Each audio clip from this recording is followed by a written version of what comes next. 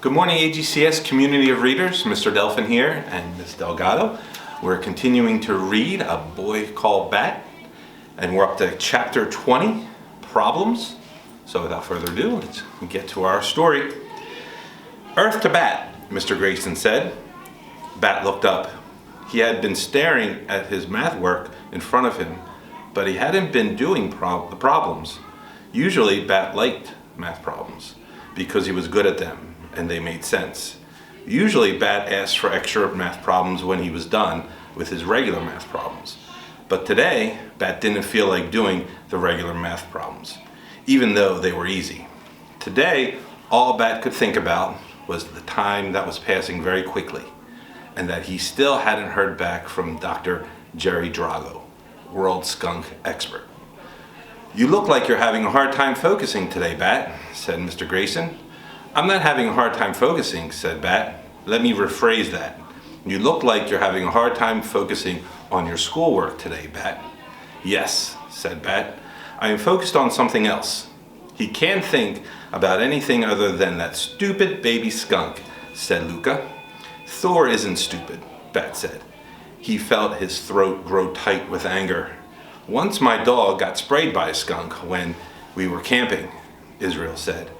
"He was stinky for a week." Okay, said Mr. Grayson. "This is all very interesting, but right now is math time, not skunk time." There should be skunk time at school, thought Bat. He picked up his pencil and forced his brain to focus on the math problems. Most of them were too easy even to bother working out on paper, but he showed all his steps because Mr. Grayson liked it when he showed all his work. And Bat liked Mr. Grayson. While part of Bat's brain worked with his hand to do the math work, he let the other part of his brain think about skunk time. If there was skunk time at school, like math time and language arts time and yoga time, maybe Bat could bring Thor with him. Maybe skunk time would be when everyone in class did research about skunks and wrote reports about skunks and built skunk dioramas. Over the last week, Bat had spent much time as he could with Thor, but every day he had to leave him when it was time for school.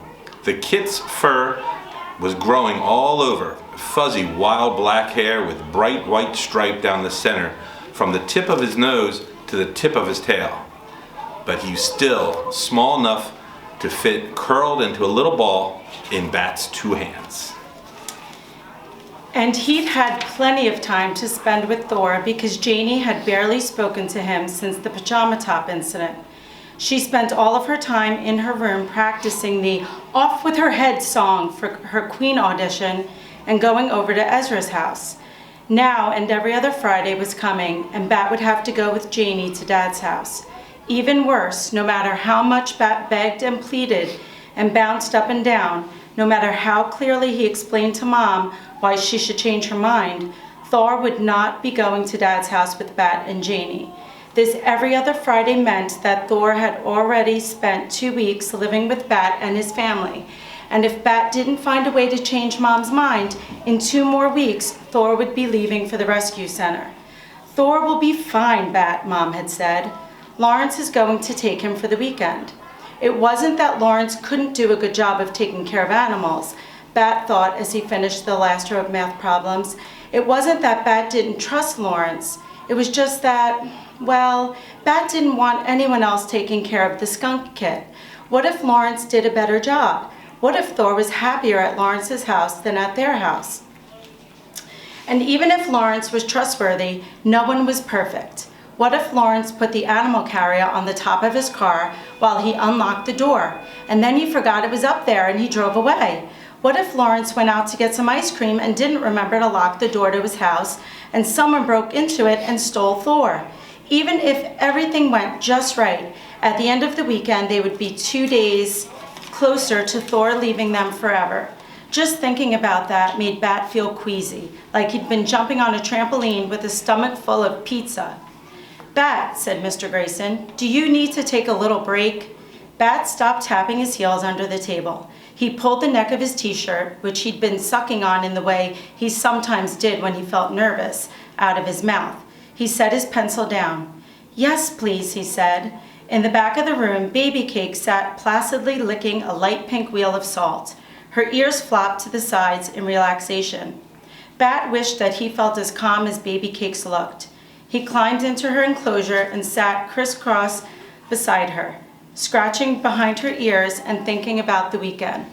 If his parents weren't divorced, then he wouldn't have to leave home every other weekend and go to his dad's dumb apartment. If his parents weren't divorced, Thor wouldn't be spending the weekend with Lawrence. All right. Well, thank you, AGCS community. We look forward to hearing about the rest of the book going into chapter 20. Thank you for joining us. Happy reading!